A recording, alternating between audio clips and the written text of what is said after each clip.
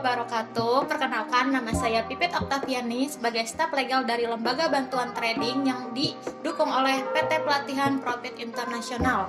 Oke, setelah minggu lalu saya membahas mengenai investasi ilegal dan permasalahan hukum di Indonesia. Sekarang saya akan menjelaskan mengenai langkah-langkah melawan investasi bodong dalam hukum pidana dan perdata. Sebelum masuk ke materi, saya bakal jelasin sedikit mengenai investasi yang sekarang lagi booming dibicarakan. Mungkin bagi sebagian orang investasi udah nggak asing lagi ya, tapi untuk kalangan yang lain investasi masih dianggap hanya untuk orang-orang berpenghasilan besar, padahal itu enggak. Terus investasi biasanya merupakan kegiatan memberi atau menambahkan modal kepada pengembang atau perusahaan dengan tujuan memperoleh profit besar di masa depan. Di awal tahun ini, sebagai contoh, banyak nih investasi menambah daftar panjang kasus penipuan berkedok investasi di Indonesia. Jadi kita perlu tahu nih teman-teman cara mengenal ciri-ciri investasi bodong alias palsu atau udah pasti itu ilegal ya. Yang pertama, ada 5 ciri-ciri nih. Yang pertama, tidak memiliki legalitas. Yang kedua, menawarkan keuntungan yang tidak wajar. Terus yang ketiga, aset dasar tidak jelas. Yang keempat, tidak ada transparansi. Dan yang kelima, bergantung pada investor baru dan menjual nama tokoh terkenal. Oke, setelah mengenal ciri-cirinya, saya juga akan menjelaskan mengenai cara menghindari investasi bodong. Misalnya nih, kalian ingin berinvestasi di dunia trading, contohnya kayak trading forex. Itu berarti kalian harus cari tahu lebih jelas dulu mengenai perusahaan tersebut. Misalkan yang sudah terdaftar di Bapepti. Selain itu juga, kalian harus cek legalitasnya nih. Masuk gak perusahaan tersebut didaftar di website yang ada di Bapepti. Oke, setelah kita mengetahui ciri-ciri dan cara menghindarinya, sekarang saya juga akan menjelaskan mengenai langkah-langkah melawan investasi bodong dalam hukum pidana dan perdata.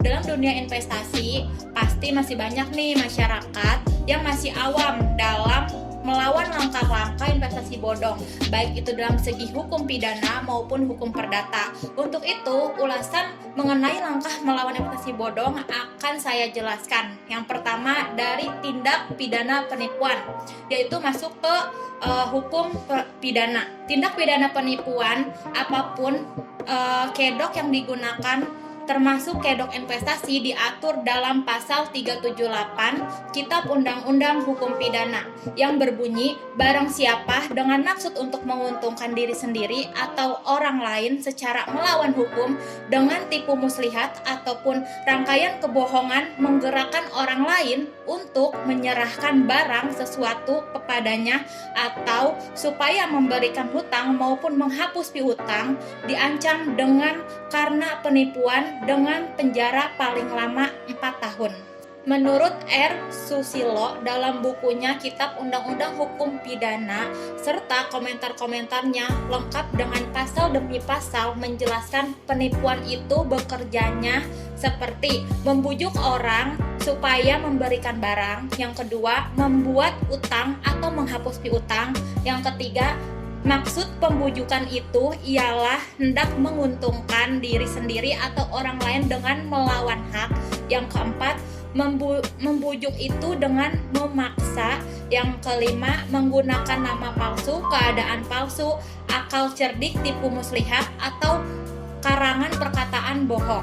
Apabila tindak pidana tersebut dilakukan oleh seorang berdasarkan hubungan kerja atau berdasarkan hubungan orang lain, baik sendiri-sendiri maupun bersama, dalam maupun di luar lingkungan korporasi, merupakan tindak pidana oleh korporasi sebagaimana dimaksud dalam pasal 3 Peraturan Mahkamah Agung nomor 13 tahun 2016 tentang tata cara penanganan perkara tindak pidana oleh korporasi Perma 13/2016.